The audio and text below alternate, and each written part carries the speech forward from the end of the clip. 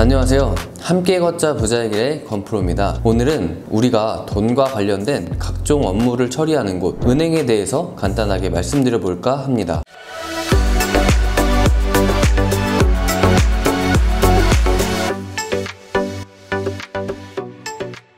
여러분들께서도 잘 아시다시피 우리가 살고 있는 자본주의 사회에선 은행이라는 기관의 비중이 상당한데요. 여러분들이 돈을 보내는 간단한 송금부터 돈을 넣어두는 저축, 그리고 투자를 위한 대출에 이르기까지 사실상 모든 금융 업무를 도맡아 하고 있는 핵심 기관이라고 말씀드릴 수 있겠습니다. 하지만 여기서 많은 분들이 간과하고 있는 사실 하나, 바로 은행은 관공서가 아니라 기업이라는 사실입니다. 기업의 목적은 어떻게든 수익을 내는 것이죠.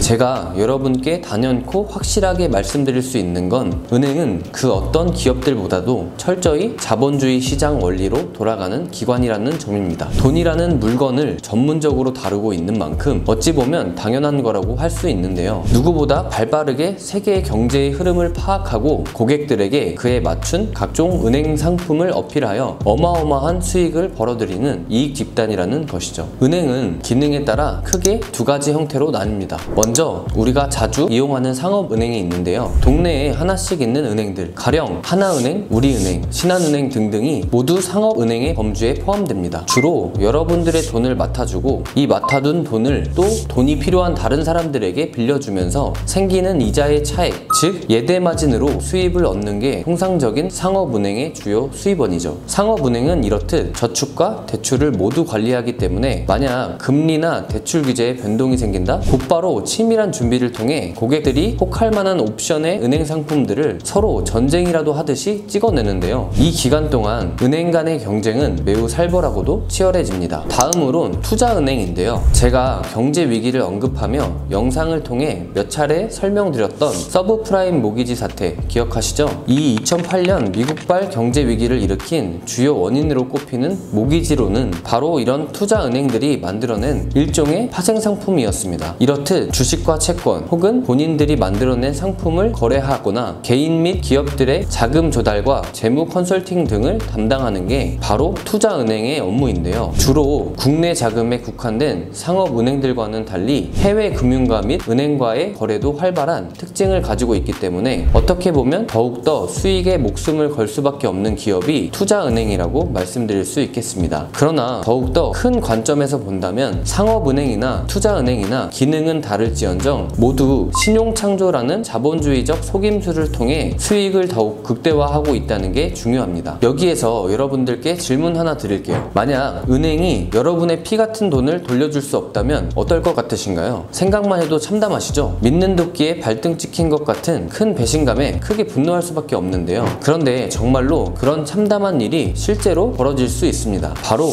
저 신용창조 때문이죠. 만약 여러분의 통장에 잔액이 1억이다 라고 가정을 해보면 은행은 여러분의 돈 중에 7%인 700만 원만 가지고 있을 확률이 매우 높습니다. 이상하죠? 그렇다면 나머지 금액은 다 어디로 갔을까요? 바로 다른 사람이나 기업들에게 대출이 되어 있는 경우라고 이해하시면 되겠습니다. 지급준비제도라는 정책을 통해 은행은 예금주들의 인출과 결제 요구에 대응할 수 있는 7%만 남기고 나머지는 대출로 활용할 수 있는데요. 예금자들은 이렇게 예금을 맡긴 대가로 대출을 통한 은행 수익의 일부를 이자로 받게 되는 것이죠. 결국 우리는 우리가 맡긴 돈이 통장 안에 가만히 있는 것처럼 보이지만 사실 돈은 시장 내에서 계속 순환하며 돌고 있는 건데요. 즉 여러분들의 순수 재산이 은행에 예금되는 순간 그 돈은 은행의 수많은 보유 자산의 일부가 되는 것이고 대출 등에 활용되며 더욱더 많은 돈을 만들어내는 것입니다. 이 시장 원리가 바로 신용창조인데요. 뭐지? 이건 사기가 아닌가 싶으시겠지만 이 사이클이야말로 금융자본주의의 기본 원리라고 할 수 있겠습니다. 즉 나의 1억이 은행에 의해 복사가 되면 은행은 9,300만 원이라는 없던 돈이 생기게 되는 것이고 이것이 반복되면서 시중의 통화량은 무한 증식으로 거듭하게 되는 것이죠. 이렇듯 은행은 원래 없던 돈을 우리의 예금을 통해 찍어내는 거고 그 찍어낸 돈을 타인에게 대출해 줌으로써 이자 수익을 얻는 구조인 것입니다. 그리고 은행은 그 이자 수익을 바탕으로 또 다른 대출을 감행합니다. 사실 이러한 신용창조의 원리는 평상시에는 별다른 문제 없이 작동하지만 지금처럼 것처럼 개인 부채의 규모가 역대급으로 높을 때에는 얘기가 많이 달라지게 되는데요. 말씀드린 것처럼 은행은 예금주의 갑작스러운 인출을 대응하기 위해 최소 7%의 자금을 충분히 준비해 놔야 하지만, 만약 부채를 감당하지 못하는 채무자가 많아진다면 그들은 어떻게든 돈을 갚기 위해 그동안의 예금을 동시다발적으로 대량 인출하게 됩니다. 그리고